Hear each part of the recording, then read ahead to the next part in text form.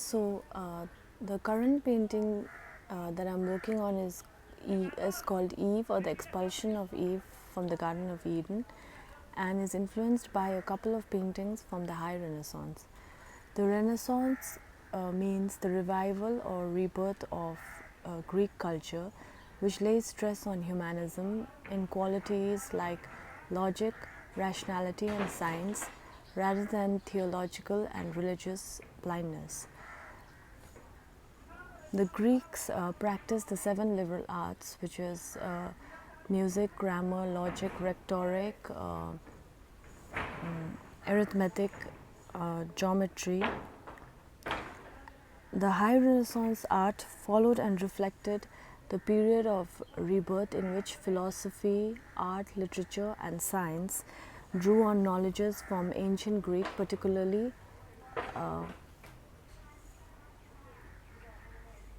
from ancient knowledge, particularly the ancient Greek.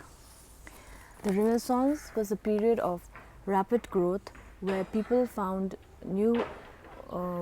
applied newfound knowledge to the classical Greek studies of Socrates, Plato, and Aristotle. One of the most influential being Plato.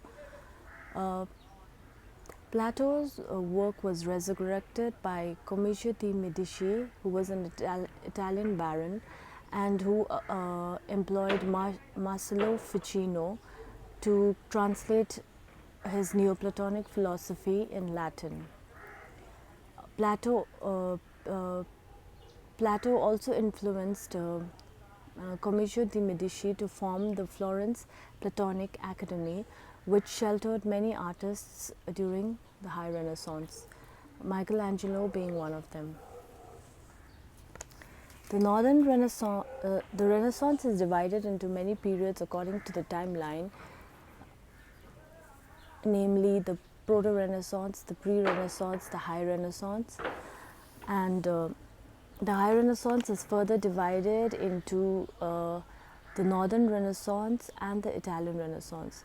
The Italian Renaissance had Florentine influences and gave birth to artists like Raphael, who laid stress on Roman and Greek art. They also followed the philosophy of natura natura, which means the creative force.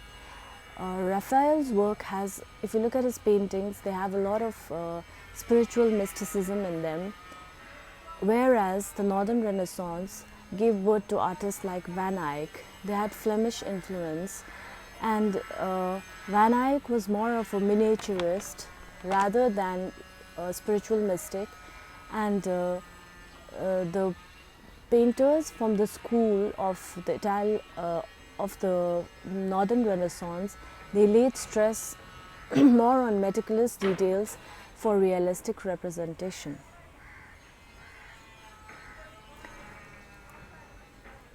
Neoplatonism, a metaphysical philosophy that has analogous doctrines to early Christianity, flourished during the Renaissance. It is suffused with symbolic reference to astronomy, mathematics, and naturalism in order to explain the origin of the human soul. The ultimate source of being, or the One, is analogous to the religious counterpart of God. The realms of Neoplatonism include the soul, the One, and the material world. The soul, which is in the immaterial state of being, is the intermediary between the One and the lower realm of the material or bodily work. High Renaissance also saw science flourish and a lot of experimental reasoning. The quest for understanding the human mind and also the physical location of the human soul was one of the key characteristics of High Renaissance.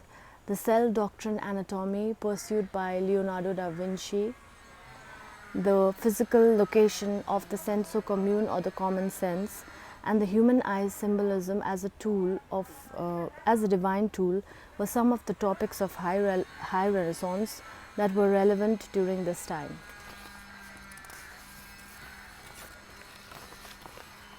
The key paintings that have influenced my painting are from the Renaissance, the High Renaissance period. And the two artists I'm going to talk about is Masaccio and Michelangelo. Masaccio was a true successor of Giotto. So the painting that particularly influenced my painting is Masaccio's Sacita dei progenitori della Eden, which means the expulsion of Adam and Eve from the Garden of Eden. Masaccio was able to depict human anatomy with intense emotion, just like Giotto. Giotto belonged to the Proto-Renaissance. Masaccio, through his paintings, heightened the spiritual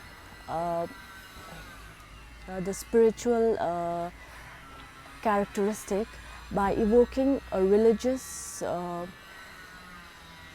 experience in itself from the pious beholder. Giotto is known to belong to the Proto-Renaissance, and his Proto-Renaissance was influenced by Byzantine and Gothic influence, and his Giotto's paintings have a lot of intense emotion in it. He is known to have transitioned from theological and mythical aspects to rationalism, naturalism, and humanism. The second painting that we're going to talk about is Michelangelo's one of fresco buonos from the Sistine Chapel. It's called The Separation from the Darkness to Light.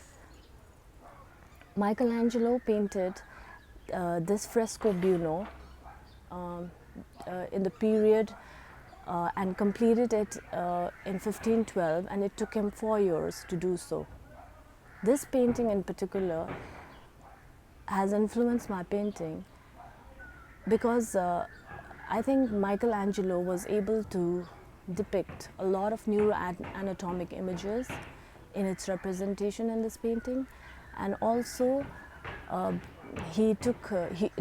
this painting was adapted from Plato's allegory of the caves. The allegory of the caves is Plato's greatest archetypal symbolism, representing man's ascension to the truth in ideas and forms from the imprisonment of representative reflection of material forms. Shadows and reflections, he thought, are mere false representation of the idea of the true object. Experts, I will talk a little about the Plato's allegory of the cave. So, according to this allegory of the cave, the prisoners are tied in the neck and their legs, and they are in a cave and they are facing a wall. The only reality that they can see is through the wall, because they cannot look behind them also, and behind them is a fire which throws shadows, because in between them there is like a pathway through which objects and people parade, and the only reality that this prisoners knows is through the shadows, so they name the shadows. When the prisoners are freed, they are not able to look at the fire directly, nor are they able to look at the light that comes from the cave. However, they adjust after some point of time, and that is what Michelangelo, he took this allegory of Plato's allegory of the cave and applied it to the separation of darkness from light. Experts say that in this fresco buono painting that Michelangelo did in the Sistine Chapel, he was able to fuse in one singular painting his obligation to Pope Julius II, who commissioned the project of Sistine Chapel. He was also able to take into consideration the political and religious reformations and his highest reverence to Neoplatonic philosophy. His religious devotion to the church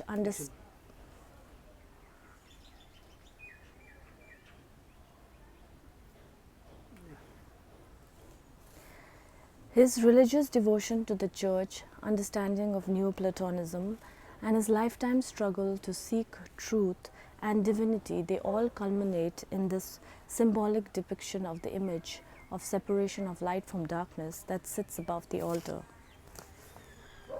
The serpentine movement, or the motion, combined with the contrapposto stance, they are key examples of the classical form and divine composition that mark Neoplatonic philosophy. The upward twisting motion of the body and the counterbalance of opposing physical stances were considered by the artist to be the highest idealized form in High Renaissance. Also, the figure of God here symbolizes the logos, which in Neoplatonism philosophy represents the intermediary between the divine one and the material world. Neoplatonic ideas were popular not only amongst the educated elite, the aristocrats, and the artists. It reflected in many ways the desire for the common individual to individually and independently ascend the strata himself, to be in the sphere of pure idea, form, and intellect. The concept of representing pure ideas at the highest realm of understanding. As an artist, Michelangelo's capacity to depict these ideas and to be the creator of these ideal forms would raise himself and connect him to the divine. In other words, the ideating function of the artist is to be the original creator and to incorporate symbolic and learned ideas in amongst the background subjects in his paintings. Michelangelo felt that with enough intellect and with the true understanding of a subject matter, the faster that an artist can depict the image, the closer to perfection he can get. Michelangelo completed the separation of darkness after working for 4 years in the Sistine Chapel in 1512. The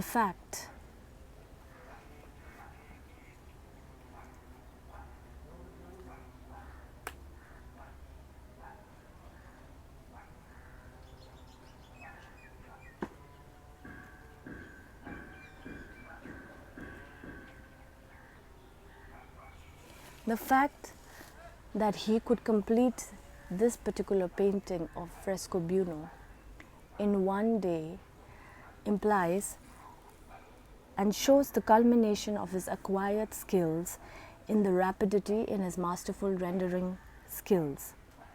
It is a testament to his intellect and demonstrates his struggle to achieve the divine. No other master paintings has left such a huge, extensive literary body of work for generations to analyze other than Michelangelo. Through his paintings, his sketches, his poems, his letters and documents, he has left us an in-depth understanding of his spiritual beliefs, his profound subscription to Neoplatonism, and his regard of beauty, intellect, and art.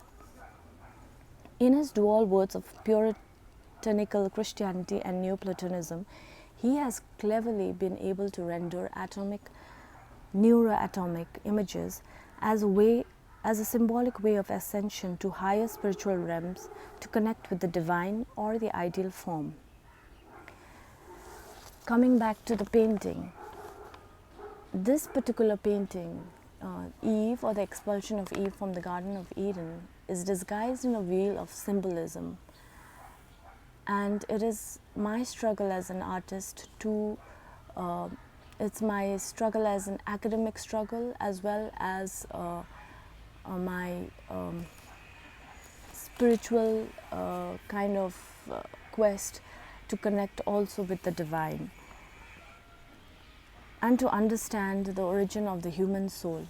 There is a lot of concealment of uh, many aspects that I have intentionally put there, and that concealment is done so with intention, not like it's not intended for a casual observer, but more so for somebody, for a person who is able to connect with the divine realm, or who is self-aware that there is a divine realm, and for a person who has a sense of perception towards that and lean towards that.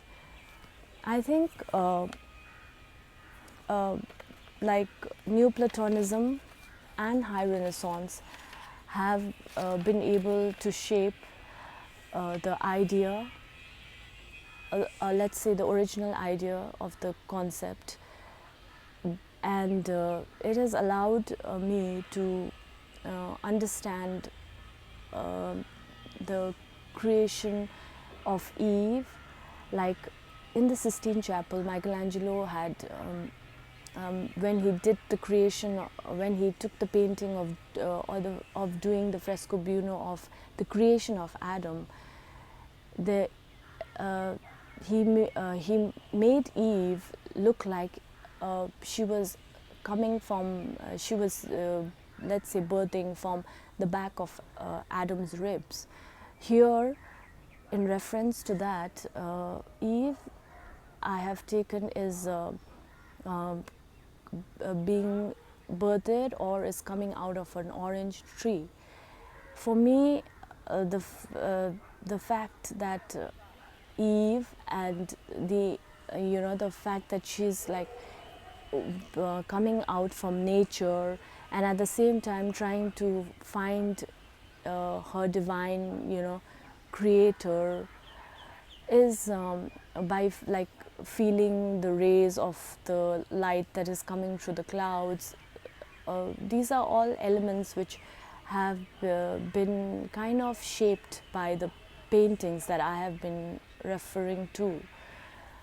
And I have also tried to understand the human anatomy as a vehicle to express your intense emotions.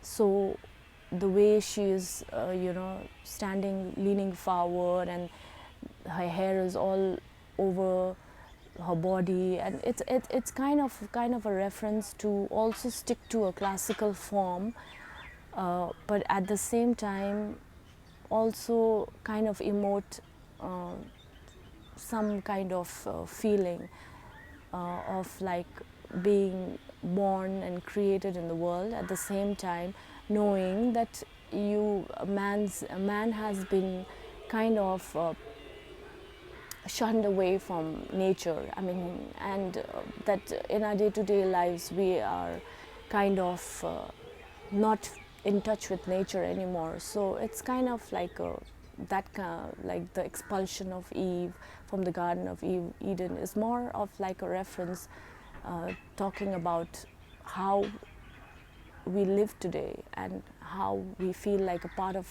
nature is missing in our lives. So yeah.